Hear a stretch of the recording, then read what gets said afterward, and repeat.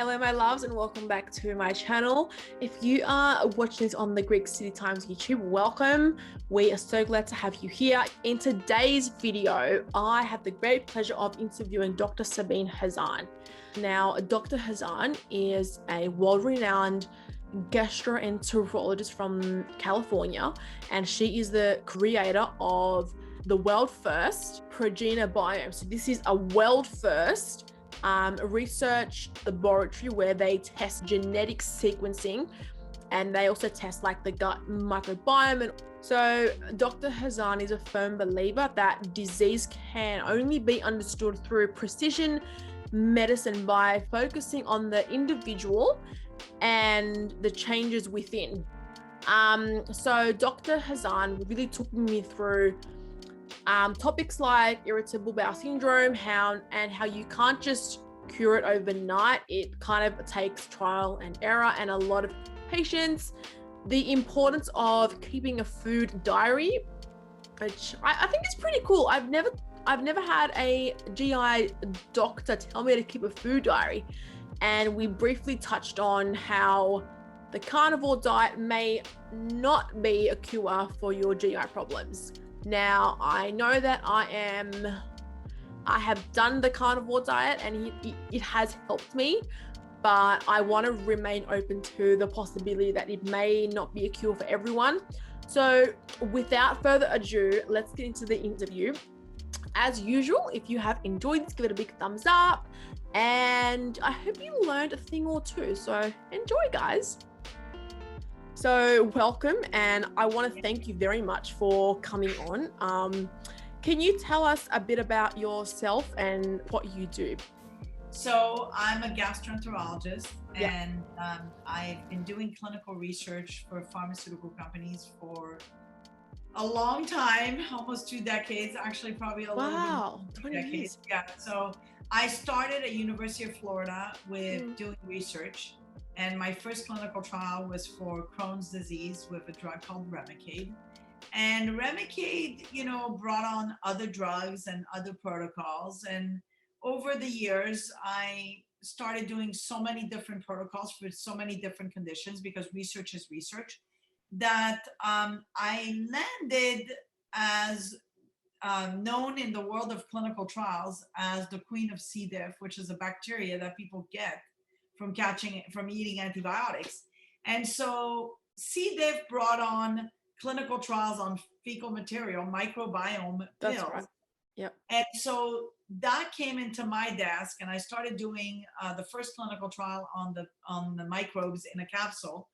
And I started seeing what was the difference between the capsule and what we were doing, in real life, and noticed that there were some differences, and definitely the capsule wasn't working as well as the the microbiome transplant.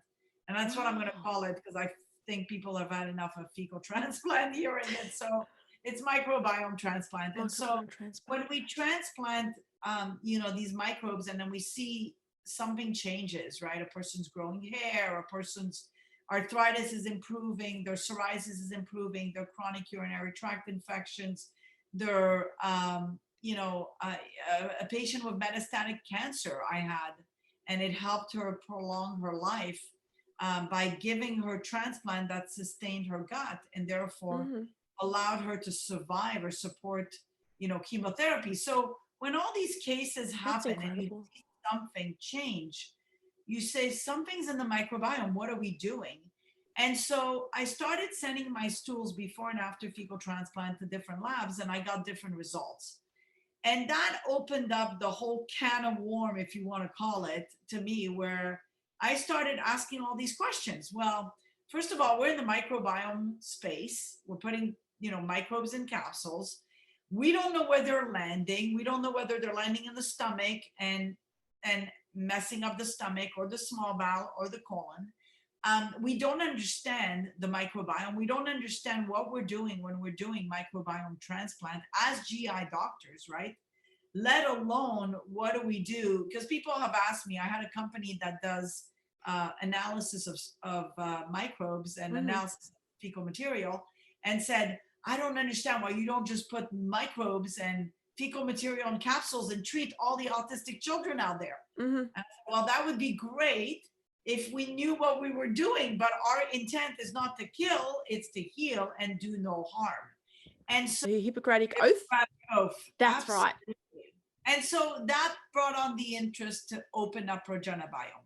And so ProgenaBiome, it stands from progenity, progena, from your genes to your biome, because I think when we look at a human being's disease, it's not only the genetics, it's also the microbiome.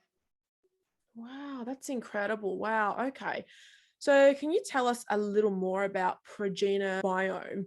Now, you mentioned fecal transplants. I know that Professor Thomas Borody was a big endorser of the transplants, and I don't want to, talk too much about, feces, but I really feel as though from what you just said that it really makes a big difference in people that have got even cancer, which I find is incredible. Well, and that's the future, right? So we all saw as GI doctors that microbiome transplant worked and that it was doing some things, but we also saw that it was doing other things, right? So the same thing that improves arthritis can cause arthritis, right? Yeah. The same thing that improves cancer in a way could cause cancer. We don't know. So, we were just tapping. And so my goal, because I had all these questions, was to assemble all the doctors around the country. And so I created the Biome Squad the interest of saying, hey, we're the Biome Squad. We do microbiome transplant. Let's all talk at a meeting about what we're seeing. Let's discuss our experiences. And let me look at the microbiome before and after transplant to see what changes. Yeah. And so that was really the whole purpose of ProgenaBiome, was really what is changing when you have a patient that has Alzheimer's, you do microbiome transplant using his wife's feces, and then he remembers his daughter's date of birth. Wow. What changes? What causes that, right? And I always felt that if you attain a cure and you know what the patient looks like at the baseline, you're going to know what changed in the microbiome. So I had those stool samples, and I have those stool samples, and I started creating an assay that basically told me the story. And it did. It basically told me what happened to my patient, what changed in the microbiome that improved his Crohn's disease, that improved Dr. Borody's patient's Crohn's disease, that improved my patient's Alzheimer's. So, and I realized that it was all individual, right? So it's very precise medicine. It's not something that you can just, let me take stools from an MIT student or from a Harvard student and give it to a person in Mexico or a person that lives in Oxnard or Ventura where I practice, right? It doesn't work that way. It's very precise, in my opinion.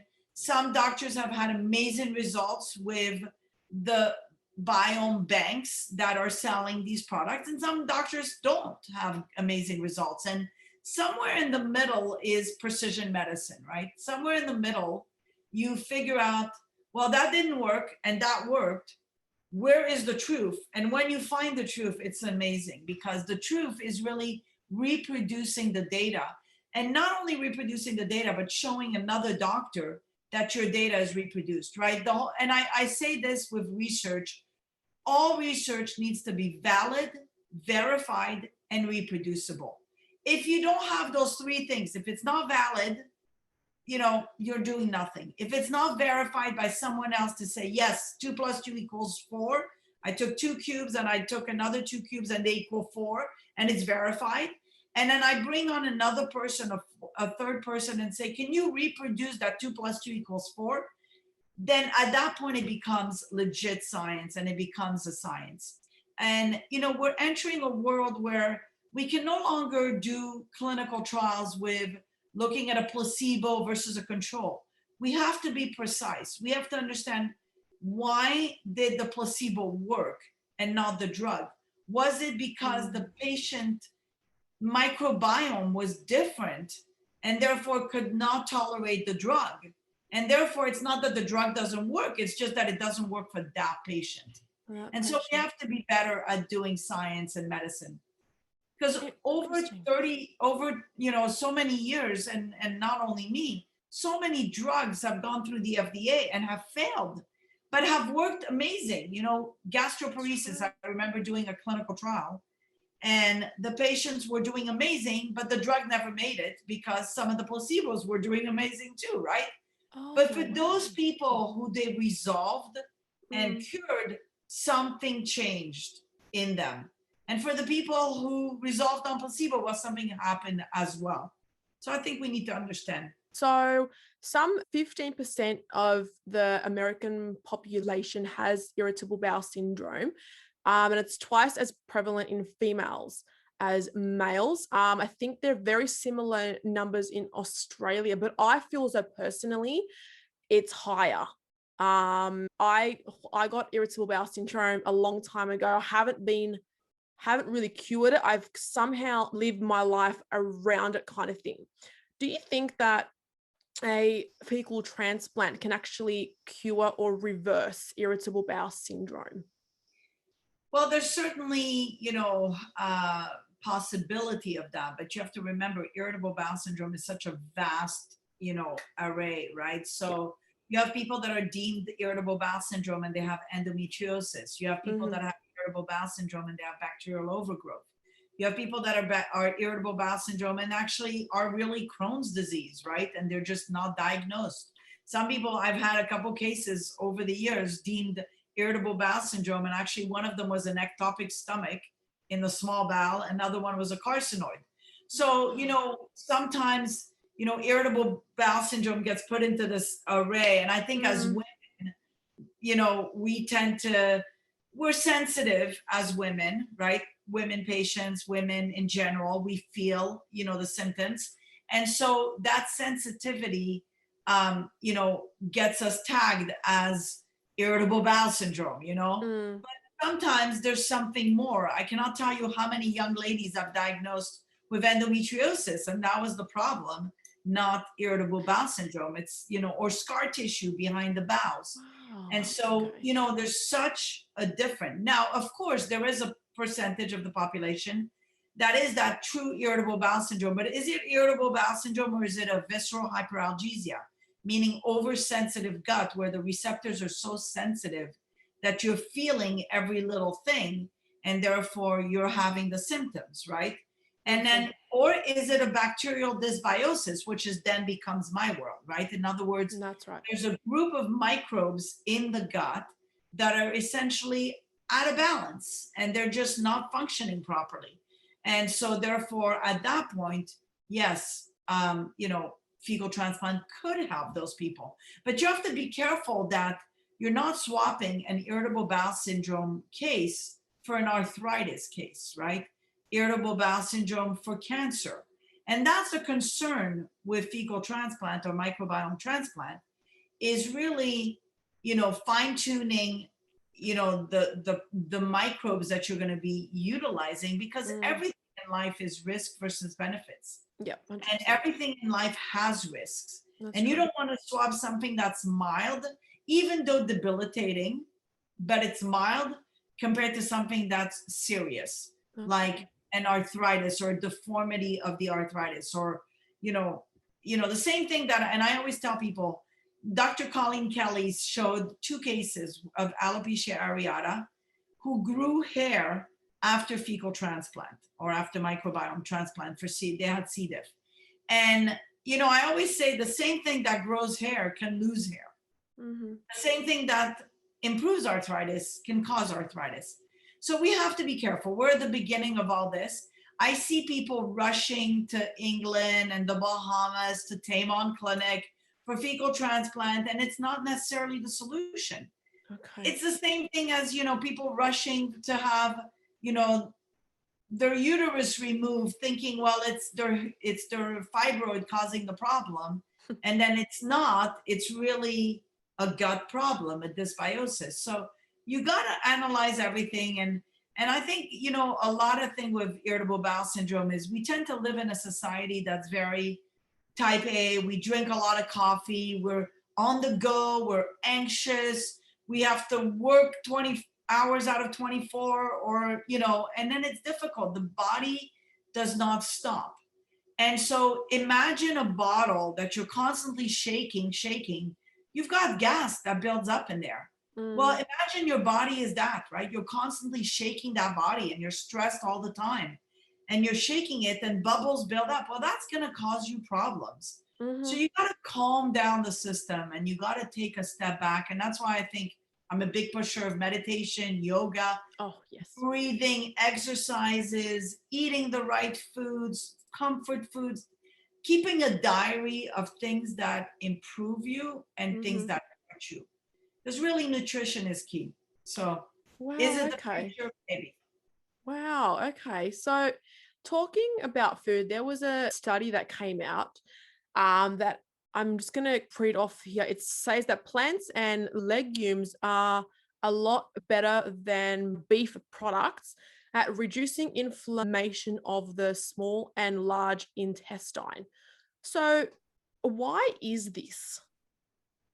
So I think a lot of beef is not properly, manipulated. I think it was 2 years ago, the FDA stopped the use of antibiotics in beef. So I think that played a huge role. And in fact, we still see kids that are just yesterday, I had a kid with C. diff and ulcerative colitis.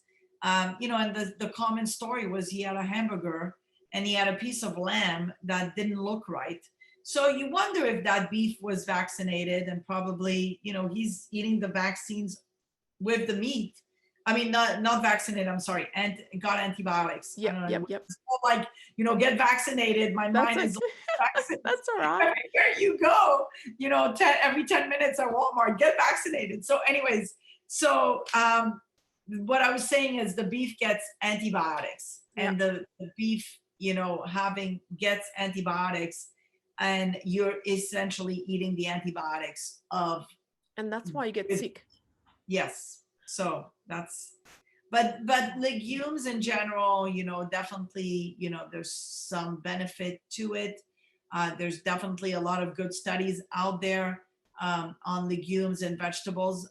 My personal feel for, salads and everything, I like to make sure that I clean off everything and I like to make sure it doesn't have any pesticides because that's even worse for your gut. Here you are trying to eat a salad that's healthy and in fact it's full of pesticides and you're just aggravating your gut even worse. Wow. Okay.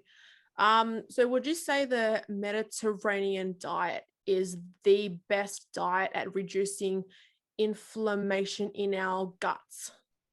So I think the Mediterranean diet is good for people in the that are living in those areas. I think it's not necessarily good for everybody.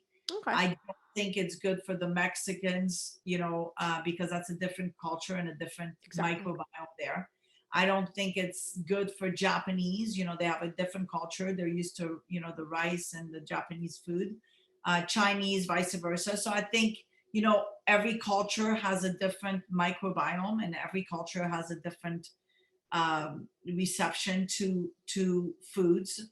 So I think to generalize, we're definitely looking at that. We're looking at Japanese in America versus Japanese in Japan, Chinese in China versus Chinese in China, to see what's different in their microbiome and to see what has changed and what causes disease. We're certainly seeing a lot more autism in children in India and other countries.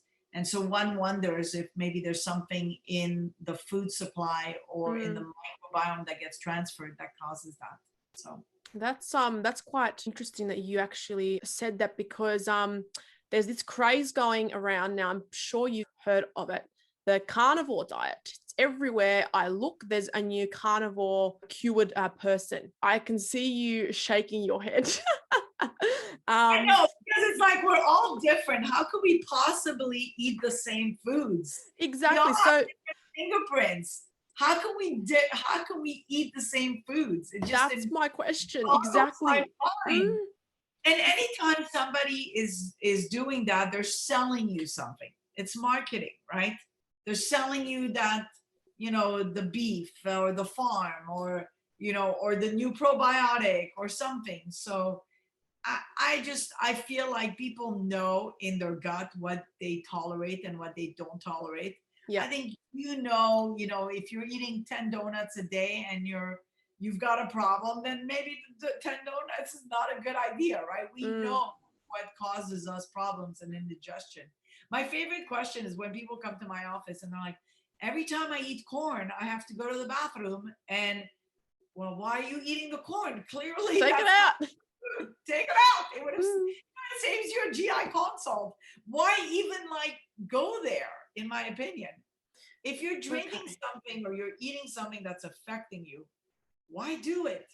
It's not essential to your life. So then why, I've got to be entirely upfront. I tried the carnivore diet for 6 weeks, and then it just got to the point where my body could not handle it anymore. So I just came straight off it.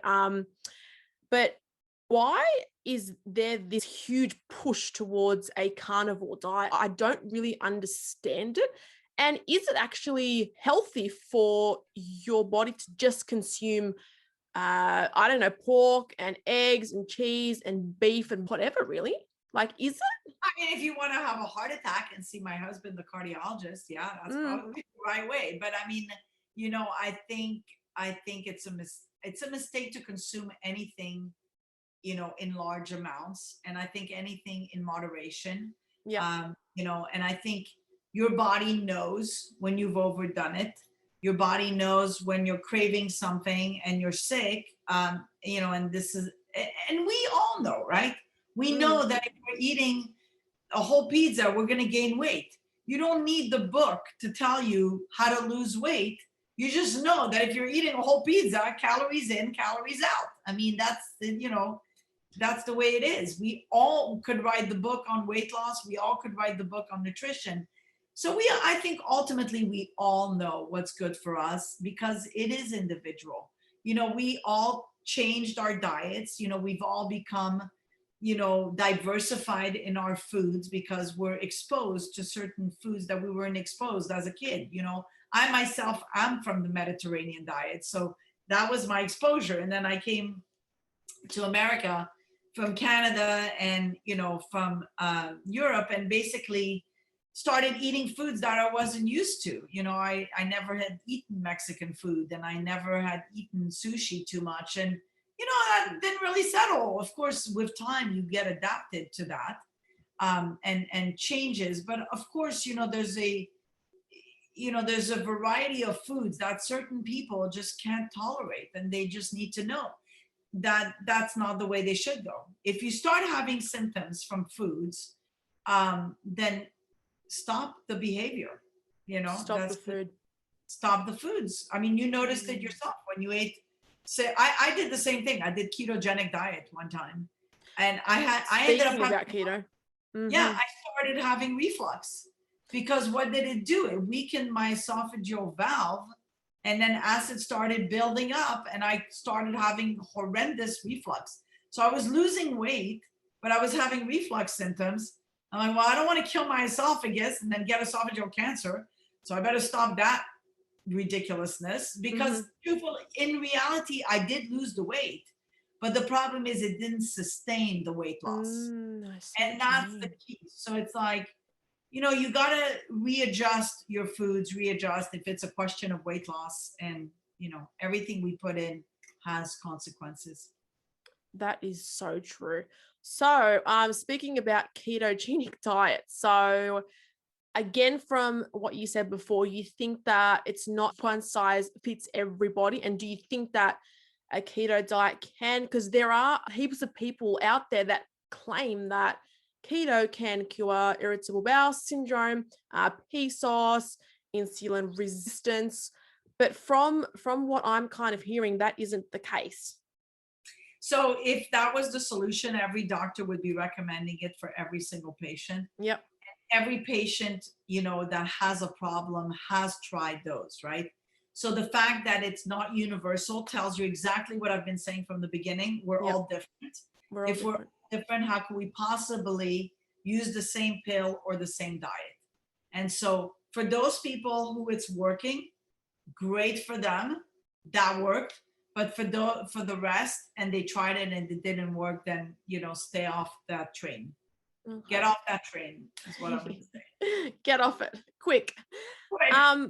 Which foods should we be avoiding? Gluten, processed sugars? So, corn is probably my least favorite food. There's no benefit of corn whatsoever. That's the main food that I'm not a fan of. Everything else really in moderation. Yeah, yes, processed sugars, processed meat, not a good thing. Processed cheese, all these, foods with tons of of uh, additives and everything. Yep. That's not really good. And sugar and also colored foods, not a good thing. Also, if you're going to buy foods, make sure that it's foods that you know where the farm is, where it's coming from. Mm-hmm. A lot of times we think organic, and then you turn in the back of the bag and you see made in Taiwan or Thailand, and you go, well, I don't know if that's organic. I haven't really seen the farm where it's at, right?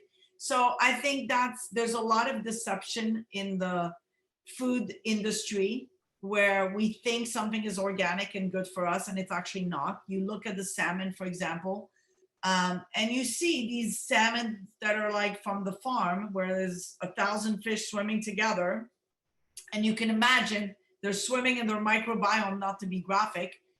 But if you look at that piece of salmon, it's extremely red, it looks amazing, but actually, it's got a lot more fat and a lot of color additives. So that's not something I would, I prefer the salmon from deep ocean because then, it's wild, etc. So I think on the whole, that's my impression. I like to know where my food comes from, my farm. There's a huge movement right now on social media. I don't know if you saw, of people gardening at home. There's like a lot. I love that. Everybody is now. Everyone is. Yeah, it's amazing. That's the way it should be, because it's like, first of all, you get to play with the dirt, which is great for your microbiome because you're bringing in microbes that you're playing with. You're one with nature. And then secondly, what you put in. There's no preservatives. There's no toxins. There's no pesticides because they're grown in your house, under your roof, and you know what you put in. And it's a different taste. Yeah, strawberries that you buy at the grocery store and the strawberries you buy, you plant are completely different. The tomatoes are amazing when you grow them at home versus the ones you buy in the grocery store. Every time I taste a strawberry or a tomato, I know it's been manipulated somehow because it doesn't taste like what a tomato or a strawberry tastes like. Should taste like. Wow. All for that movement. Wow, okay. So which foods and also supplements should we be consuming just to improve our microbiome as a whole? So the first thing I'm going to say is vitamin D. Okay. I'm a huge proponent of vitamin D. Vitamin D has shown to improve, to actually prevent, or not prevent, but at least to help with colon cancer. So, we see a lot of, colon cancer with vitamin D deficiency. So definitely vitamin D is a plus. I give it to all my inflammatory bowel disease patients. I give it to all my patients in general. I'm very big on supplementing the vitamin D. Making sure you have a multivitamins. If you're over a certain age, you need to supplement your calcium and your magnesium. So, the vitamins are very important.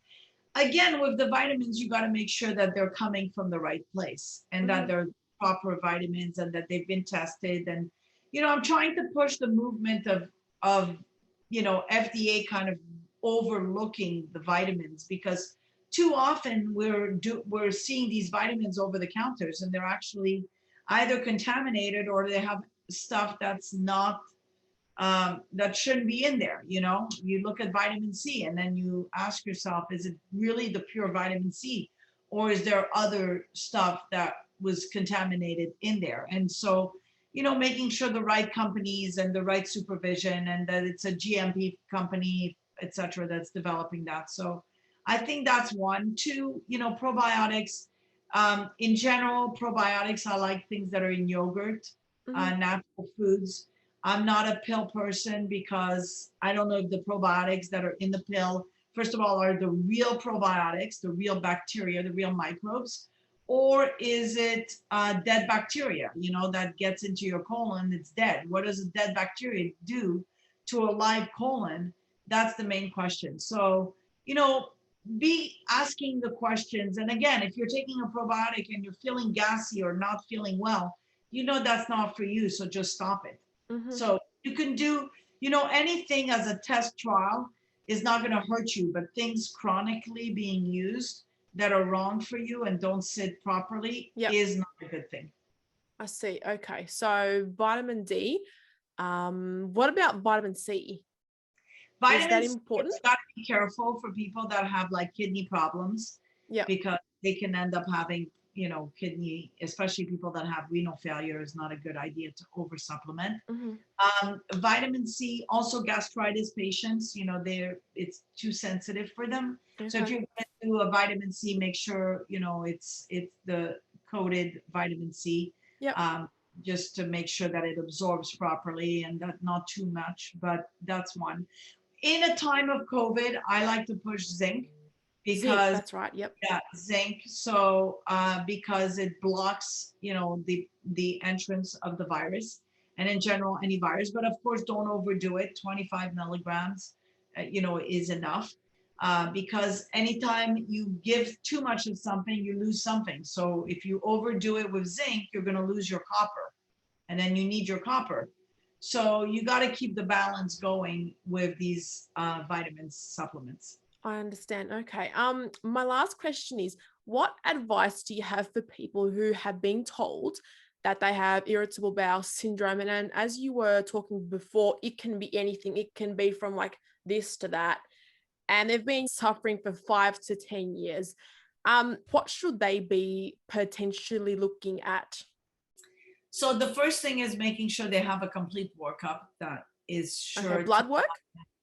Well, blood work, an evaluation by GI doctor, if they're primary care doctor, if they're still suffering, and it depends, right? Irritable bowel syndrome is irritable bowel syndrome, abdominal pain, irritable bowel syndrome, diarrhea, irritable bowel syndrome, gas, or irritable bowel syndrome, constipation. So what symptoms are they having?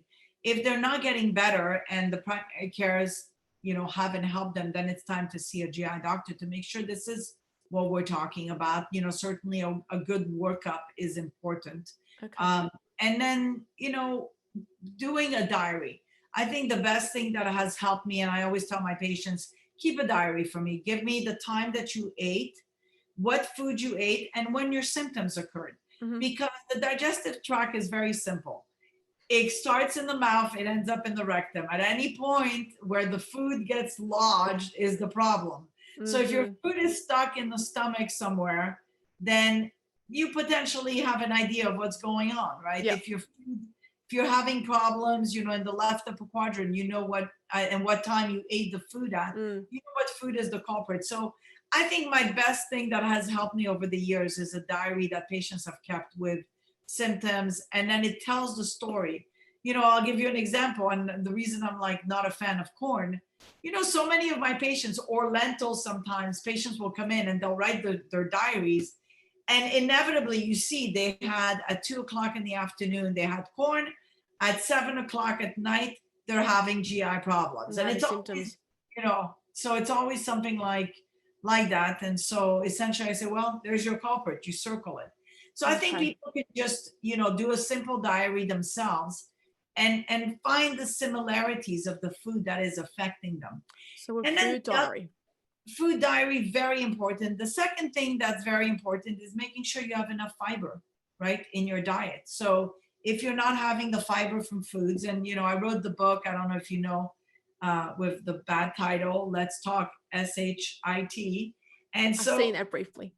Yeah, so in there I put some diets because one of my topic is gas price. One of my chapters is gas prices, because people have gas, right? And so I gave a couple of examples of foods that you could eat and recipes that you can eat in there, because clearly even though we're all different, there's certain things that do cause people that are sensitive problems. And so it's important to know. So where can we actually find this book? Amazon.com. ProgenaBiome. So www.prognabiome.com. Okay. I think I've got like 20 more questions, but time has caught up. So I really want to thank you so much for coming on, and enjoy the, I think it's evening there, right? Yes. Yes. Bye. My pleasure. Bye.